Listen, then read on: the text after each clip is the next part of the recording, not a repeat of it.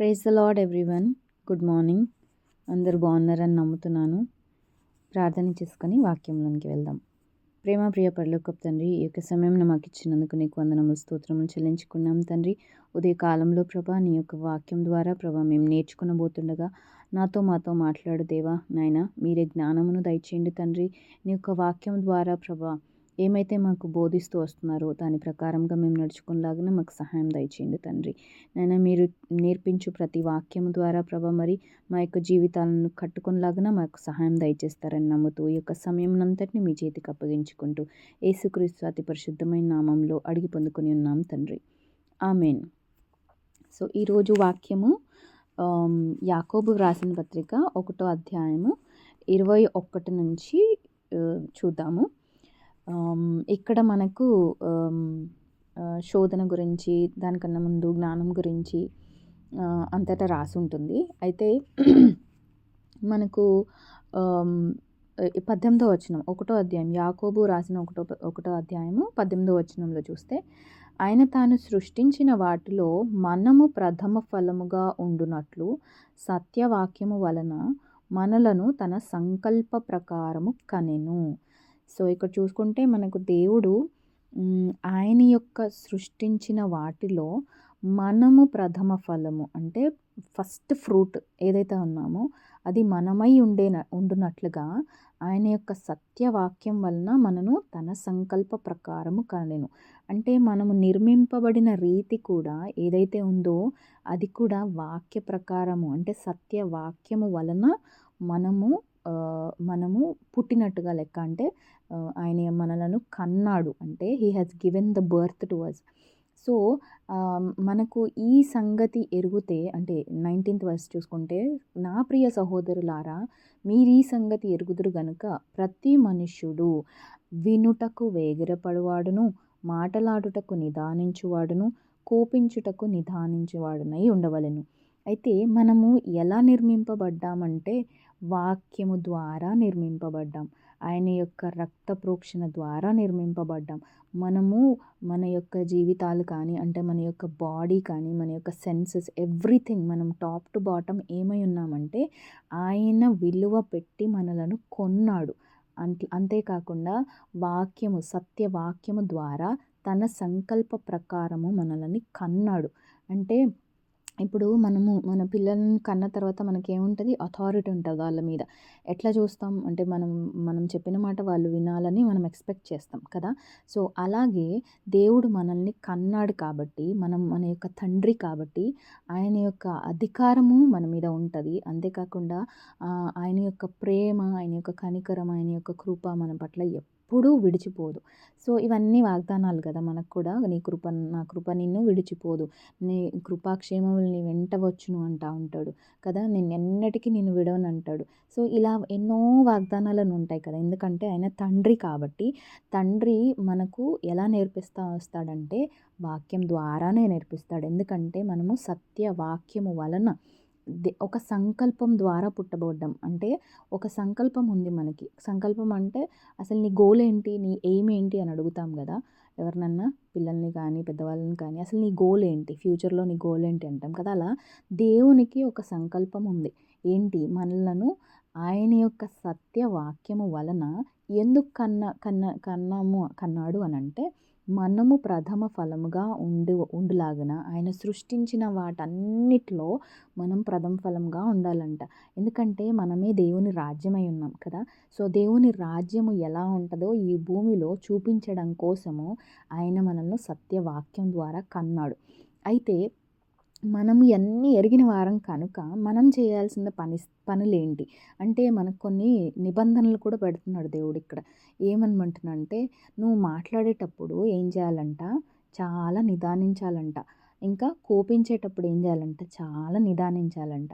కానీ వినటానికి మాత్రం ఏం చేయాలా, వేగిరపడాలా. సో మనం చాలాసార్లు చూసుకుంటే వినేది తక్కువ, మాట్లాడేది ఎక్కువ ఉంటాం. ఇంకోటి, ఎవరన్నా మనల్ని ఏమన్నా అంటున్నారు అని అంటే అప్పుడు ఫస్ట్ డిఫెండ్ చేసుకుంటాం. మనకు మనం ఏంటంటే, ఓ నేను ఇట్లా కాదు, నేను ఇట్లా చేయలే, ఇట్లా అనుకోలేదు, అలా అనుకోలేదు, ఇలా అనుకోలేదని డిఫెండ్ చేసుకోవడానికి ట్రై చేస్తాం. కానీ మనము ఎప్పుడు కూడా మాట్లాడేటప్పుడు చాలా నిదానించి ఏం మాట్లాడుతున్నాము, మన నోటి నుండి ఏం మాట బయటికి వస్తుంది అని నిదానించి పరిశీలించి అక్కడున్న పరిస్థితికి కరెక్ట్గా మాట్లాడుతున్నామా లేదా అని ధ్యాస పెట్టి జ్ఞానముతోని మాట్లాడాలి. అంతేకాకుండా కోపపడడానికి కూడా ఈజీగా కోపం వచ్చేయడం అలా జరుగుతుంది అని అంటే మనం సత్యవాక్యం ద్వారా నిర్మించబడ్డామని మర్చిపోతున్నాం. కోపం కూడా ఉట్టిగానే రాకూడదు మనకి. కోపపడే ఆత్మ మనలో ఉండకూడదు. ఎందుకంటే మనం కోపం చేయడం ద్వారా దేవుని నీతిని నెరవేర్చిన వారం కాము అని నెక్స్ట్ వచనంలో రాసి ఉంటుంది. సో మనము కోపపడడానికి చాలా నిదానంగా ఉండాలి. కోపం అనేది మనకు రాకూడదు.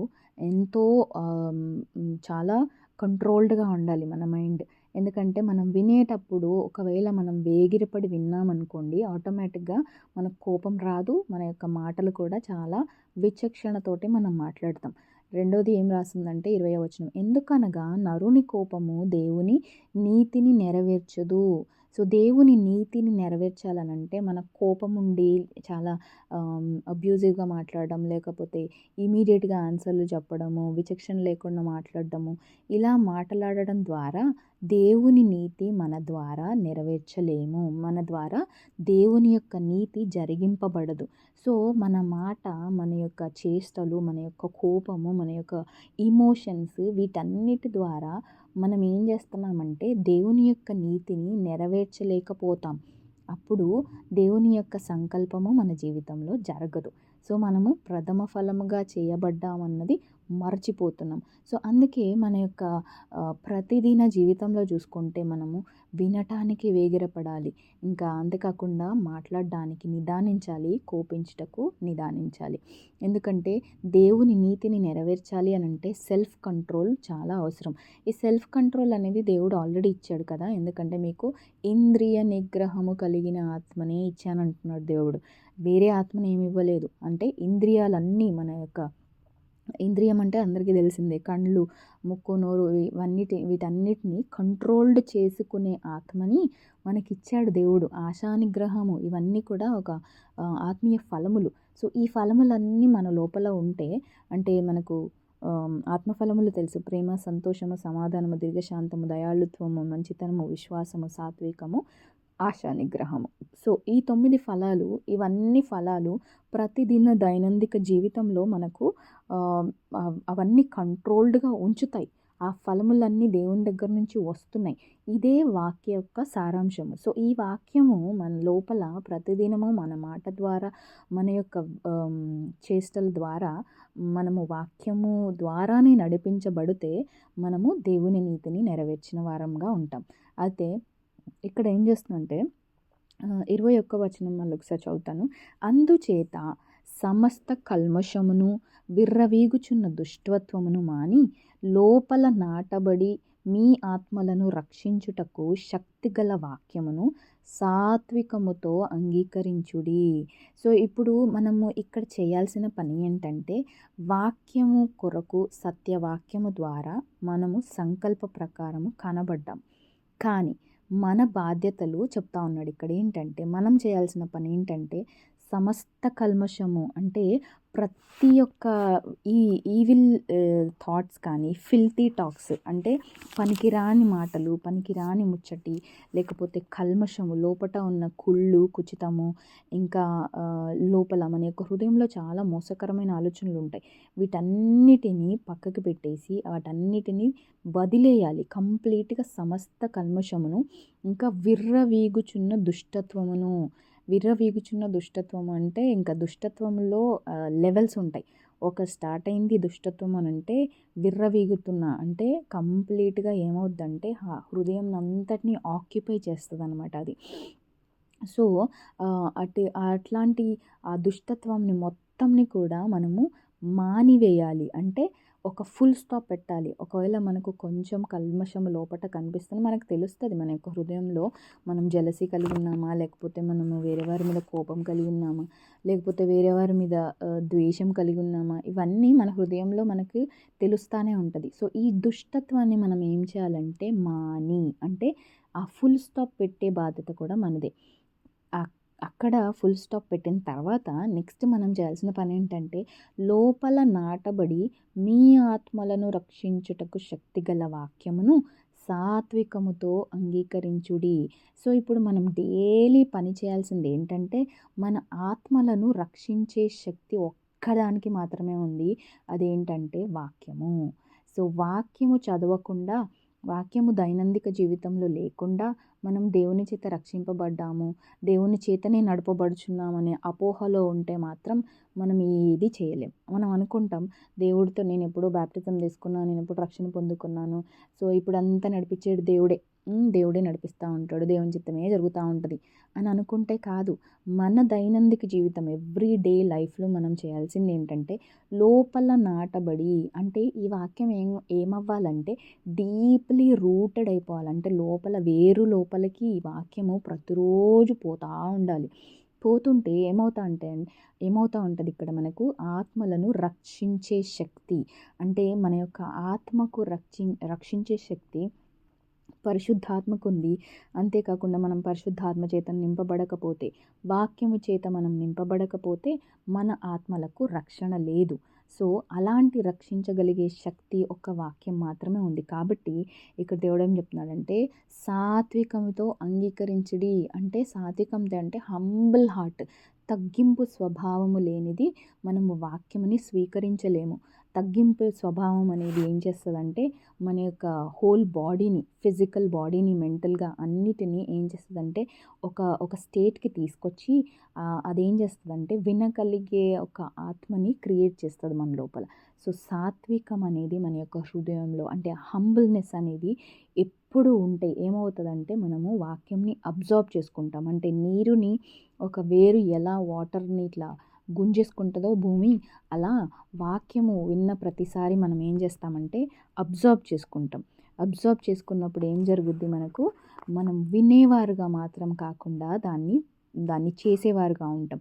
అప్పుడేమవుతుంది 22వ వచనం, మీరు వినువారు మాత్రమై ఉండి మిమ్మును మీరు మోసపుచ్చుకొనకుండా వాక్య ప్రకారము ప్రవర్తించువారునై ఉండుడి.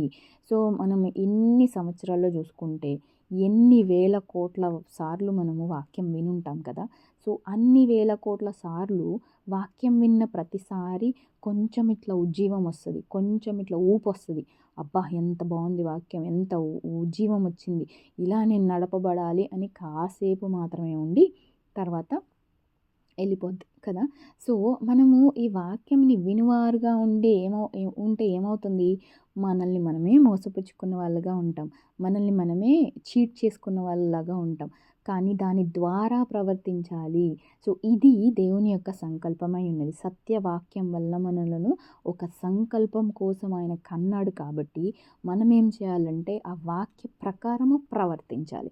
సో, మన ప్రవర్తన ప్రతిదినం మనం ఎట్లా అంటే ఒకరోజు ఒకలాగా, ఇంకో రోజు ఒకలాగా, అందరినీ కలిసినప్పుడు ఒకలాగా, ఇంట్లో ఒక్కళ్ళం ఉన్నాం ఒకలాగా, ఫ్యామిలీలో ఒకలాగా, మళ్ళీ బయట వాళ్ళతో ఒకలాగా.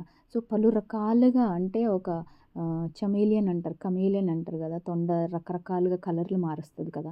అట్లా ఏ ఏ ఏ ఏ ప్లేస్‌లో ఉన్నప్పుడు ఆ కలర్‌గా మనం మారిపోయామనుకోండి, అంటే దాని అర్థం ఏంటంటే మనం వాక్యం లోపట మనకి లేదు అని అర్థం. సో, వాక్య ప్రకారము ప్రవర్తించువారుగా ఉండాలి. అంటే మనం ఎక్కడున్నా కూడా దేవుని యొక్క సాక్షి బిడ్డలుగా మాత్రమే మనం ఉండాలి. ఎందుకంటే మనము దేవుని కొరకే పుట్టాము.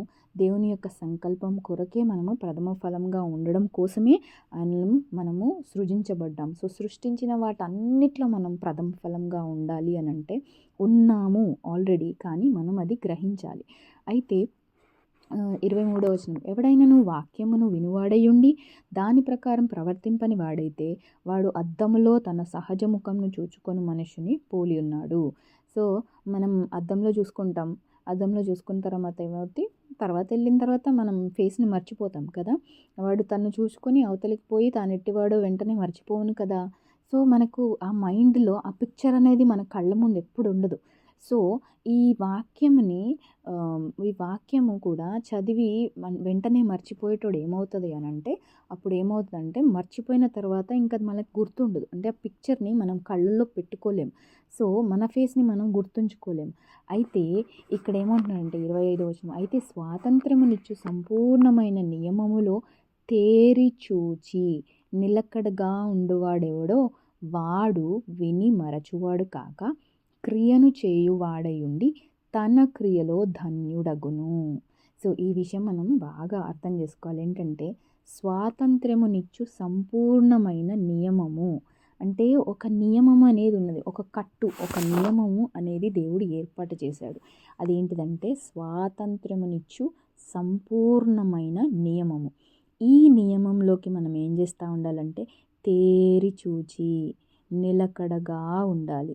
అంటే వాక్యమునే చూసుకుంటూ, వాక్యమునే తేరి చూస్తూ, వాక్యం ద్వారానే నడిపించబడుతూ, వాక్యముతోనే మనల్ని మనము పురికొల్పుతూ ఉన్నామనుకోండి, అప్పుడేమవుద్దంటే ఎటువంటి సాతాన్య క్రియలు మన చుట్టూ కనిపిస్తున్నా, లేకపోతే ఎటువంటి ఇబ్బందులు, ఇరుకులు, ఎటువంటి శోధనలు వచ్చినా ఏమవుద్దంటే మనం నిలకడగా ఉండగలుగుతాం. ఎందుకంటే ఆ నియమంలో మనం ఏం చేస్తున్నాం, తేరి చూస్తున్నాం. మనం కన్సిస్టెంట్‌గా, ఇంటెన్షనల్లీ చూస్తున్నాం. అంటే కన్సిస్టెంట్‌గా ఒకటే దాని మీద ఫోకస్ చేస్తున్నాం. సపోజ్ ఫర్ ఎగ్జాంపుల్ ఒక వచనం తీసుకోండి. ఏంటంటే నా కృప నిన్ను విడిచిపోదు. ఓకే. సో, ఇది మన అంత డే డే మొత్తం లైఫ్‌లో చూసుకుంటే ఏది జరిగినను కూడా దేవా నీ కృప నన్ను విడిచిపోదు. సో, ఇంత ఘోరమైన పరిస్థితిలో నేనున్నానే, ఏంటి నన్నెవరు పట్టించుకోరా? లేకపోతే నేనేంటి ఇలాంటి పరిస్థితుల్లో రావడానికి కారణం ఇదా? అదా? అని క్వెషనింగ్ ఉందనుకోండి, అయినా మన యొక్క వాక్యంని తేరి చూస్తున్నాం. ఈరోజు ఒక్కటే దాని మీద ఫోకస్ చేద్దాం. నా కృప నిన్ను విడిచిపోదు. ఇదే చూస్తున్నాం అనుకోండి, నిజమే కదా దేవా! నేను ఎట్లా ఉన్నా నువ్వు నన్ను లేపావు కదా! నిజమే కదా దేవా! నన్ను ఎట్లా ఉన్నా నన్ను నువ్వు నేర్పించావు నాకు. అన్నీ నేర్పించావు కదా దేవా!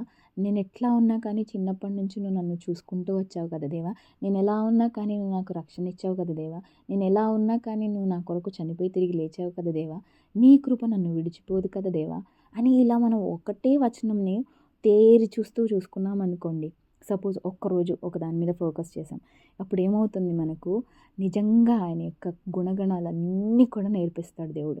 సో, అప్పుడేమవుద్ది మనం సంపూర్ణ నియమంలో తేరి చూచినప్పుడు నిలకడగా ఉండేవాడెవడో వాడు విని మరచువాడు కాదు.